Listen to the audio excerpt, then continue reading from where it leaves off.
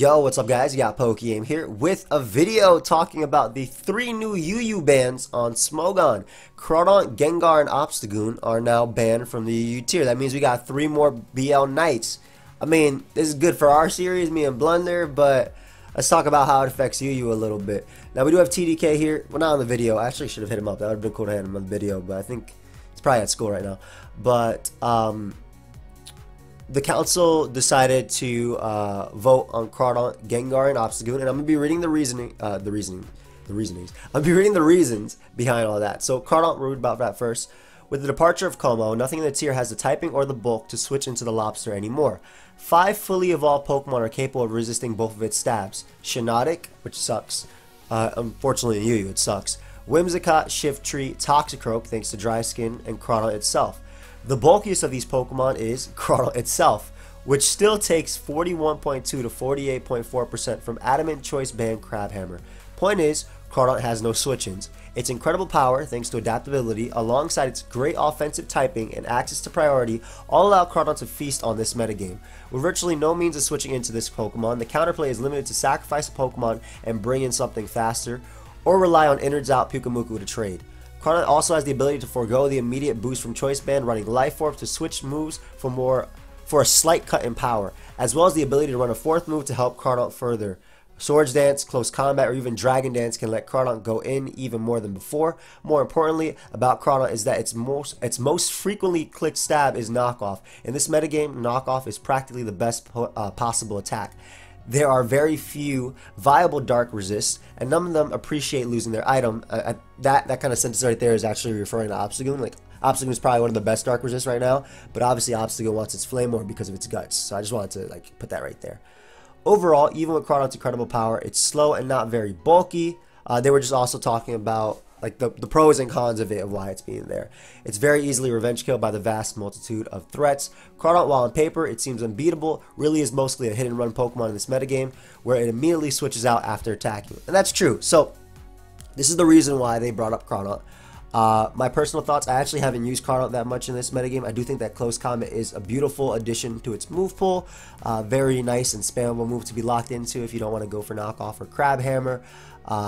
I do think that its speed tier is actually very important, but I also feel like this is kind of similar to, you know, I talked about like Lucha in the previous one, because there are so many other threats in UU, Gengar, Obstagoon being 2 of the other ones. In my Lucha Band video, Crawdaunt is very hard to check, right? Like, I need to run physically defensive Weezing to deal with Obstagoon and to deal with the fighting types, but because of that, I can't invest in speed, so Crawdaunt can outspeed me and to KO me with Choice Band, Crabhammer. I mean, Crawdaunt is exactly that. It's a wall breaker. That is what Crawdaunt does. I do think that Dragon Dance is the weakest of its sets, personally, considering Dragon Dance typically runs Dragon Dance, Crabhammer, Knockoff, and then Close Combat.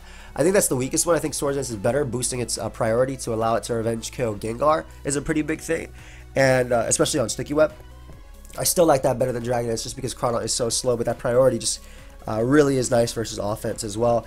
And you're either running offense in this metagame or you're running like stall, and Crawdaunt can match up well versus both if it's running Aqua Jet on it, especially if you're using it on your own offense. So I haven't, like I said, I haven't personally used Crawdaunt much. I've only seen it, so yeah, I just wanted to just put that out there about Crawdaunt. Now we'll talk about Gengar. Gengar is a Pokemon that I've used a lot, and it's also the #1 used Pokemon in UU. Gengar in this metagame is incredibly fast and powerful. Yeah, no joke.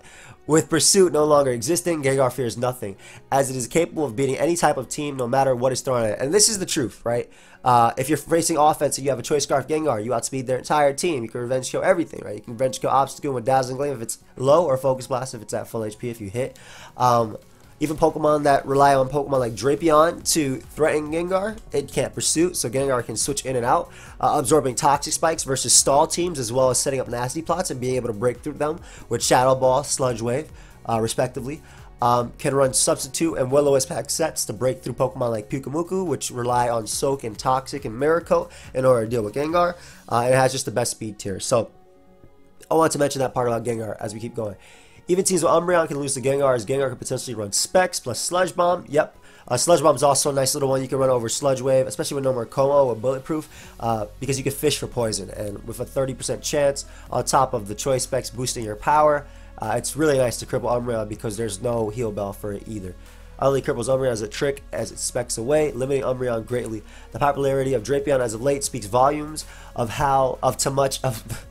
Okay, I'm reading ahead of myself, and I'm also still a little sick, so it's like, I don't know. And I feel like I'm like, my nose is like clogging up, so I'm trying to stop it.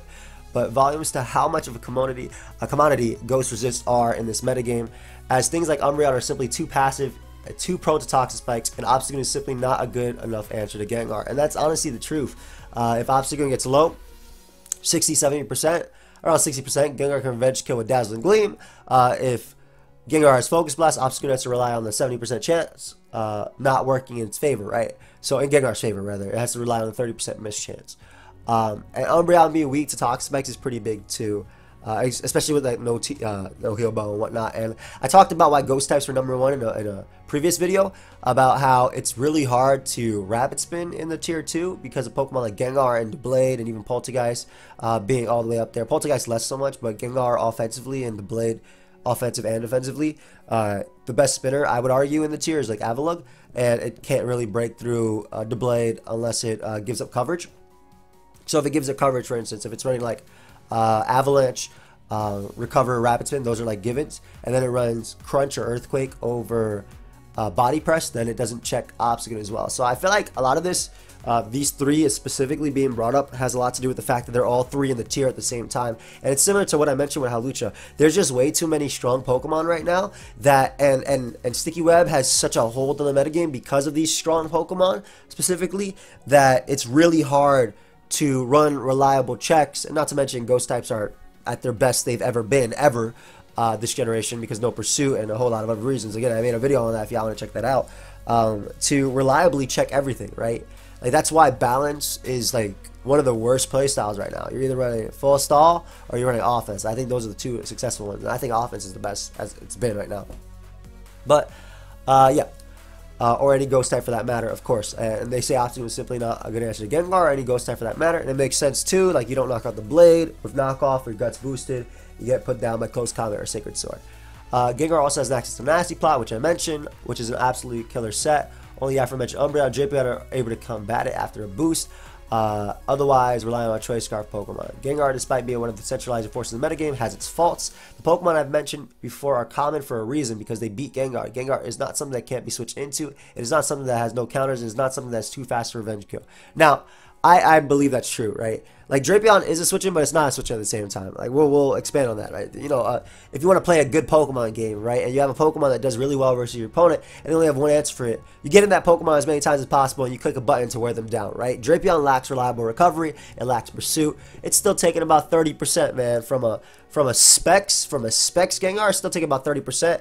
If it comes in and takes 2 Shadow Balls, it dies to Focus Blast next turn, right? Especially if you get rocks up and whatnot. And Drapion can't even wear down Gengar or Toxic Spikes, because Gengar is a grounded poison type.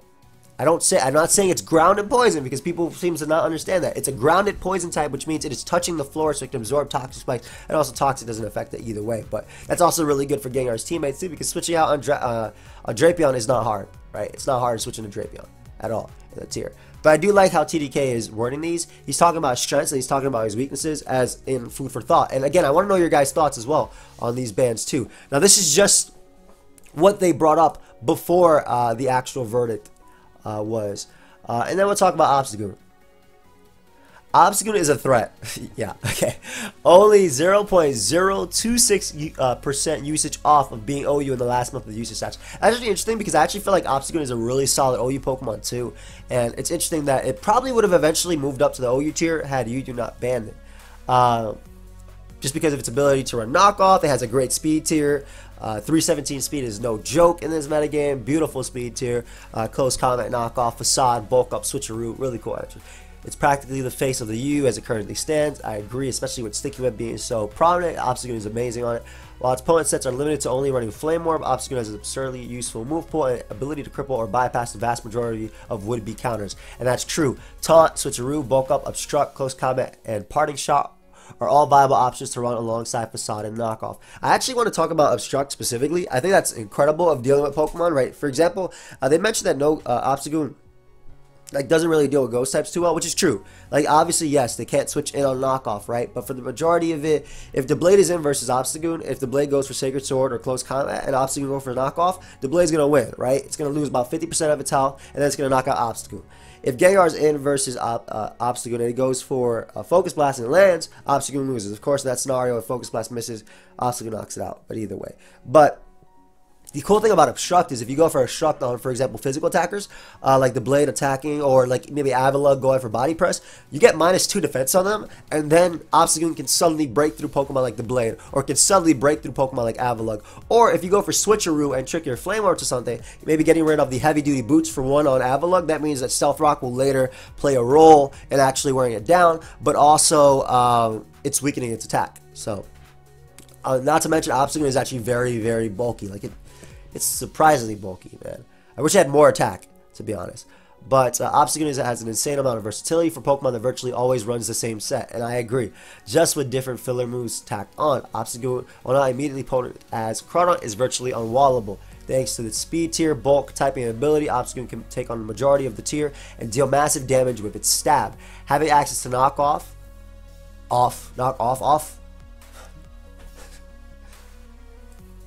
having access to Knockoff off of incredible power in this metagame is killer.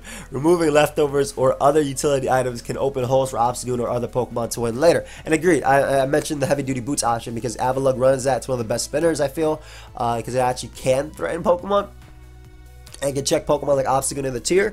And obviously getting rid of the Heavy Duty Boots or whatever is really good. Pokemon have been found. People have even found use of running Choice Scarf, as it has access to Defiant to punish Defogs, as well as Switcheroo and Parting Shot. I do think that, honestly, that's not the best set. I mean, he explained the best set, which is Flame Orb, but I have seen Choice Scarf as well. However, with all this in mind, Obstagoon is not unbeatable. It's not fast enough to be a possible revenge kill. An absurd amount of Pokemon can use Body Press with their high defenses to take it on, of course, and Obstagoon isn't that strong for a Pokemon firing off Guts boosted Facades. While it certainly is extremely strong, it's no Ursaring. The majority of this Pokemon's viability comes from its ability coupled with the other tools it has. And I agree. The thing about Obstagoon is, first off, if you're running that Choice Scarf set, you're not breaking through anything. You're just being annoying, but you're not breaking any of the physical walls that would otherwise check Obstagoon well. Weezing and Avalugg, but it's the combination of having like Guts boosted so you can't burn it, right, as a defensive Pokemon, knocking off, and really, thankfully, it's not like that strong, but it's a combination of this, I feel, plus the other Pokemon in the tier that maybe push this Pokemon over the edge. Now, you guys are about to see the voting results, but obviously, you know, from the title and what I said in the beginning, they're banned, right? So this is the reason why they were brought up. Now, again, I'm actually a big fan of the way UU does things, is because they'll have the council vote on stuff and ban it, but then later they'll test it back in, and I feel that is the right way. I need to put that in because I feel like this is still something that should always be done/brought up, right? If you're not holding a public suspect test, you need to give the community a chance to actually not only have some say, which they did here with a couple days, but also, well, only 2 people talk, but there was a lot of people talking in the Discord as well as on the Pokemon Showdown chat, but you need to also give them a chance to actually, you know, try it in itself. And I feel like the combination, and it's very similar, the combination of all 3 being in the tier, right? Gengar and Obstagoon pair perfectly together, man. They don't care about each other's asses, right? You go weaken the Blade to Shadow Seeker Gengar, I switch out to my Obstagoon, I mess you up with Knockoff, right? As long as you're, again, I mentioned you're weakened, right? Or Crawdaunt plus Obstagoon break through physical walls for each other, right? You know, if I let my Weezing take a Knockoff or my Weezing take a Crabhammer, right? Facade from Obstagoon can now deal with it, or the other Crabhammer from Crawdaunt can now deal with it because Obstagoon has hit it with Facade. So I feel like the combination of them being together in the same metagame is what actually pushes them over the edge. So you can see the results of the voting right here. They've all been banned. And as you can see, so for Crawdaunt, I actually voted abstain because I'm on the. I actually voted abstain. I haven't used Crawdaunt enough, I feel, and I think it would be what's the word I'm looking for?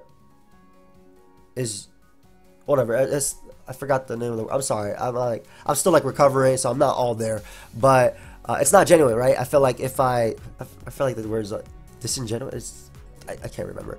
It's not genuine if I feel like I vote ban just because everybody else is voting ban. As you can see right here, almost everybody voted ban except for main, but I voted abstain because it wasn't my place, right? I didn't have enough time this weekend as well to test them out. As for Gengar, I did vote ban, but just because I feel like it's super centralizing, and I think that if Gengar is gone, Sticky Web will not have as much of a role in the metagame as well. Like, I think it'll still be good, but you can't offensive block it, and I do feel like it'll give the metagame a chance to evolve. I want to say that I voted based on the fact that Gengar is kind of unhealthy for the metagame, and I do think that if Dragapult wasn't an OU, Gengar would have been an OU anyway, and I feel like Gengar will move to OU. Speaking of Gengar and OU, just to go on, Gengar actually has been seeing a lot of usage in OU right now, coupled with Dragapult. I've seen a lot of ghost spam, especially this last week of SPL, the tournament that's going on. You see a lot of like Will-O-Wisp or Thunder Wave Pokemon, and then you see like sub Hex Gengar, and it's having a lot of usage, and it's actually able to break through common cores of like the Seismitoad, Sylveon, or it's like Seismitoad, Fairy type, Rotom form, right? Those cores that are running around. I'm loving that we're seeing Gengar have usage in OU. And guys, just to mention, these are banned from UU, so you can still use them in OU and up. So you can use them OU, you can use them in Ubers. But I did end up voting Gengar, ban on Gengar. I feel like it's just too much for the UU tier a lot. Like, I don't know, the Nasty Plot set, Choice Scarf was one of my this is my favorite Pokemon to use in UU, so it took a lot of me to say that, but I do feel like for the better of UU, it was definitely worth the ban. And Obstagoon, I actually voted do not ban. And that's just, I personally, and there's actually a lot of people that voted do not ban, as you see right here. It actually only got banned from a 7-6 vote, so had it been, you know, one more person putting do not ban, Obstagoon would still be in UU itself. Though I'm pretty sure next tier shift Obstagoon would have moved up to OU anyway. But I actually voted do not ban. I just felt like it's not hard to revenge kill necessarily. I felt like there were. I felt like, especially because I knew that Crawdaunt was getting banned. I knew that Crawdaunt was getting banned. I knew that Gengar was getting banned. That Obstagoon at least did not. I don't think that it's unhealthy in itself in the metagame, right? And I feel like if you ban a Pokemon, it needs to be like too much for a metagame, or it needs to be unhealthy for a metagame, or it needs to be so centralizing to the point where like, okay, we need to take a step back. This Pokemon is on 90% of teams. That's not the truth for Obstagoon at all. But I just felt like Obstagoon was not able to be banned. I don't think it's strong enough to be banned, but I do feel like the factors that were coupled with it definitely made it too much, like Crawdaunt and Gengar both being in a tier. However, now we no longer have to deal with those because they are all banned in itself. So they're Beyond Knights, which means you can use them, well, which means in the series it's going to be awesome. But we have a few reasonings here as well. I do think that I'm actually going to read on the Obstagoon ones for them. Indigo Plateau actually voted do not ban as well, and I'm going to read his reasoning. The Crawdaunt and Gengar we kind of touched on the entire time, but I want to read his reasoning for Obstagoon.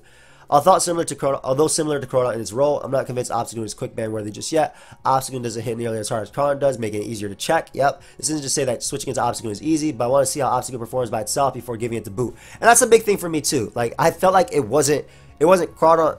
Like, even though I abstained from the Crawdaunt vote, I felt like it wasn't Crawdaunt worthy, period, in itself. But the metagame being extremely offensive due to the sheer amount of powerful threats running around is beneficial for Obstagoon. I actually think it could be really good offensive mon to keep defensive teams at bay. So I'll be voting do not disturb. Do not ban on a quick ban, or prefer see a suspect down the line if deemed too powerful still. And I agree too. That's the way I saw it as well. And that's what Sage thinks about Obstagoon as well. Obstagoon, she also voted do not ban for Obstagoon too. Obstagoon, I'm willing to give a more extended test on. While it's decent speed tier and the highest natural bulk of the breakers, it doesn't have the same instant power to wreck a game like Crawdaunt, and to a lesser extent Gengar can. You have to find a turn to activate Flame Orb if not running Obstruct. Must be careful about switching into knockoff. It's almost never at full health, which makes revenge killing honestly not the hardest thing in the world. Crawdaunt's priority and Gengar's high speed make them more of an issue in this regard, and I agree as well. Aqua Jet's a big thing. You can't revenge kill Crawdaunt you can't revenge kill a boosted Crawdaunt or a Crawdaunt with Aqua Jet if Gengar is at 60% or lower, right? If it's banned at Crawdaunt, it'll deal with Gengar at that point. If it's Swords Dance, Gengar dies at 100%. So, Crawdaunt's priority and Gengar speed, blah, blah, blah. I find there are more than enough mons that can comfortably trade with it and not feel entirely helpless versus. Exactly. I don't think it's like to the point where Obstagoon, which is why I voted do not ban as well. I don't think it's to the point where like, oh man, I'm seeing this Pokemon every game. What do? I'm losing 10 Pokemon. No, it's not. A regular Obstagoon can be viewed as a good limiter on the power of defensive teams. It can certainly be suspect tested, but I don't think it's quite the level of quick ban just yet. I agree. And I like how we got 3 opinions for people that put do not ban as well. But I wouldn't mind if this thing leaving, but I wouldn't. Sorry. I got lost for a second.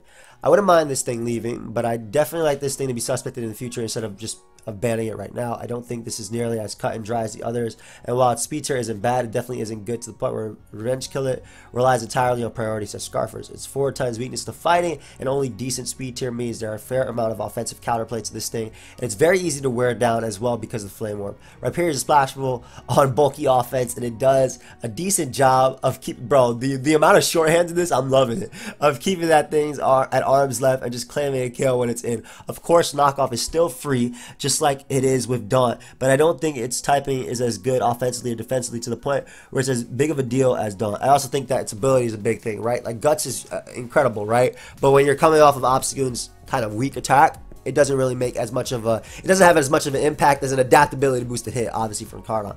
But I think it's definitely an issue, and I'm not like heavily in favor of not banning, but it'd be cool to wait to suspect test this and see what the general opinion is of this. I don't think it's as cut and dry as the other two, and I agree as well. And that's why I voted, like I said, do not ban for Obstagoon, though I didn't write a whole entire line about it. But I 100% agree that Obstagoon was probably worthy of it's good. Like, it's hard not to say it's good. I definitely think it was worthy of at least being suspect tested.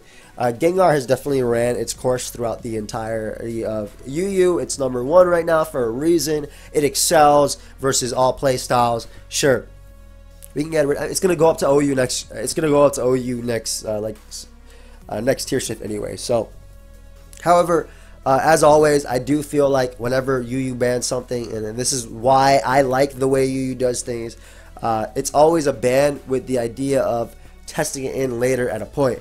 And unless, of course, they go up to OU, right? So if Gengar falls, if Gengar moves up to OU naturally, which it may very well do, especially after seeing the tournament, like how well it's been doing in tournaments as of late, then it doesn't matter, right? You can't suspect test it back in.